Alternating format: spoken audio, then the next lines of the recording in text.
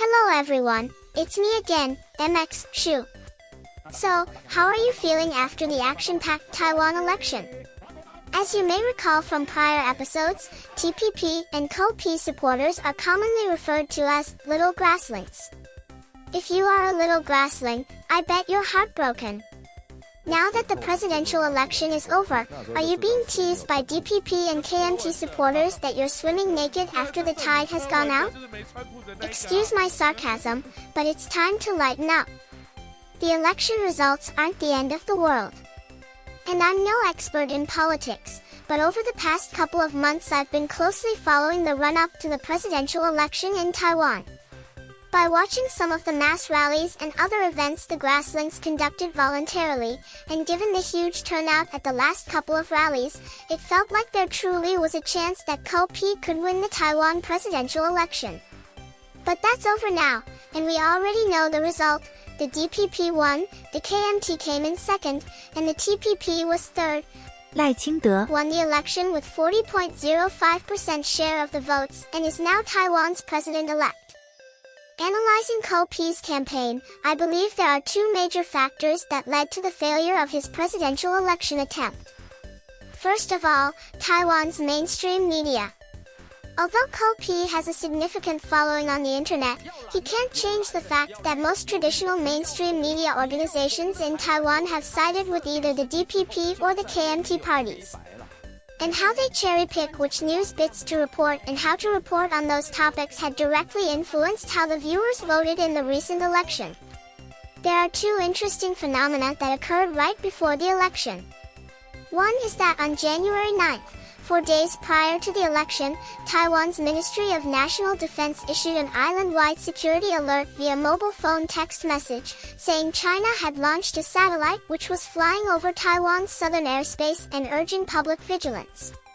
In the same message, the English translation read, "Air raid alert, missile fly over Taiwan airspace, be aware." So, after reading this, I tried Google Translate and typed in Weixing, which means satellite in Chinese. Clearly, Google does not translate Weixing as missile. How could the government make such a mistake in a presidential alert that could frighten people in Taiwan like that? Although Taiwan's defense ministry came out about an hour later and apologized for the inaccurate reference to a missile, the opposing parties have been accusing the DPP government that it was just one more example of fear-mongering as a provocative campaign tactic. Does it sound weird to you why a fear-mongering tactic would benefit the DPP campaign? Well, some Taiwanese have joked about the Chinese Communist Party, CCP, serving as the best wingman for the DPP campaign all along. Because one leg of the DPP platform has been to resist China and promote Taiwan independence, patriotic DPP supporters tend to react to strong-arm threats from the CCP. The bigger the threat is, the more discontent and resistance. DPP hardliners fear that Taiwan will lose its de facto independent status if the other parties win elections, since both the KMT and the TPP are more agreeable to the idea of improving cross-strait relations with the CCP. The other suspicious phenomenon occurred around January 10th, 3 days prior to the election. A letter mysteriously appeared and was shared widely by KMT supporters in chat groups and on social media. In the letter, which was discovered to be a deepfake, company founder and former CEO of Foxconn, Terry Gou, addressed the public and called on supporters to vote for the KMT presidential candidate in the upcoming election. It turned out the letter was all fake. A public statement from Gou's office claimed the letter is fraudulent and Terry is considering taking legal action after the election. So who was responsible for drafting the phony letter? Although the KMT has denied any involvement with the letter, they couldn't deny being a beneficiary of the effects of the letter on voters. The second major factor that led to Co-P's election loss would be the demographic composition of the voting populace. Remember in the previous episode, I mentioned Co-P is widely supported by the younger generation but frowned upon by the baby boomers? Well, 49% of the voters in Taiwan are over 50 years old. And we all know that senior voters usually show a higher rate of voter turnout than that of younger voters. After all, many of the senior voters, unlike the younger voters, do not need to travel far or take time off from work to get to the voting sites on election day. Also, other commentators claim that Ko-P probably lost many senior voters because he discontinued the annual cash subsidies to people over 65 years old when he was mayor of Taipei. After implementing this change of policy in 2016, he suffered a 15% drop in popularity polls. In Ko-P's defense, the fact is that he did not discontinue the issuance of the said subsidies to mid- and low-income seniors, but he did cease the issuance of subsidies to higher-income seniors.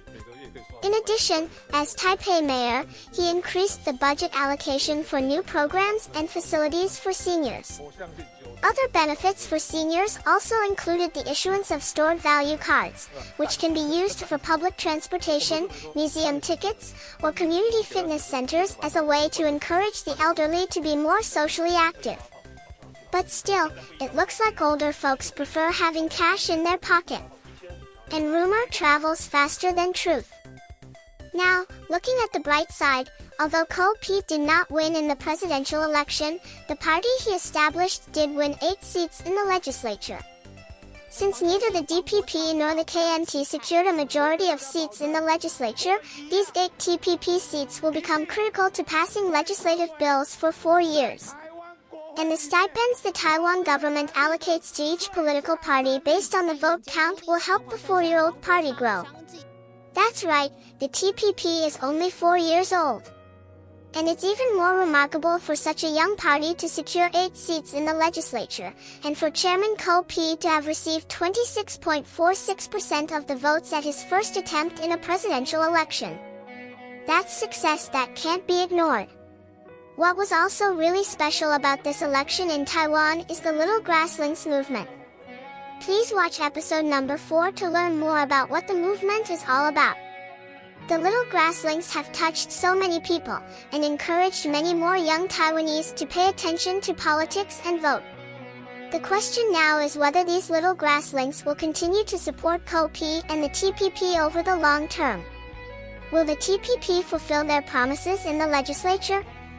Or is this just a political bubble that will ultimately burst, just like the other pan-green or pan-blue splinter parties that have shrunk over the years?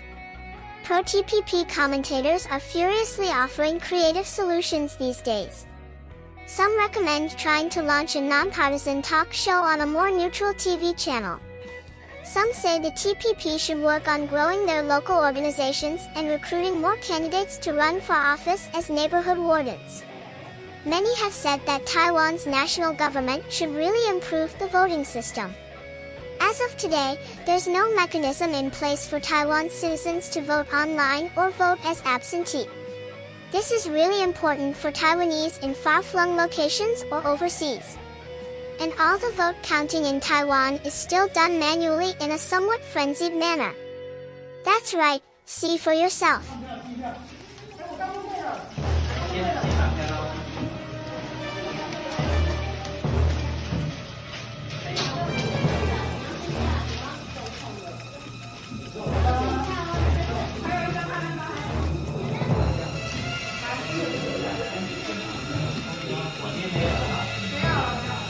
号好友一票，3号好友一票，3号好友一票，3号好友一票，3号好友一票，3号好友一票，3号好友一。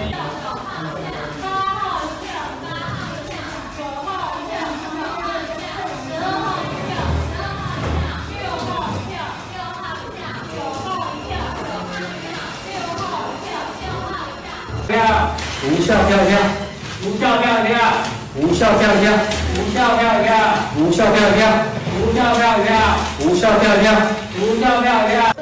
赖清德一票，赖清德一票，柯文哲一票，柯文哲一票。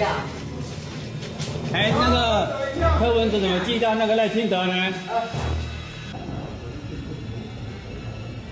Oh well, let's hope that Taiwan's system of voting is improved by next election. Please stay tuned and thanks for watching.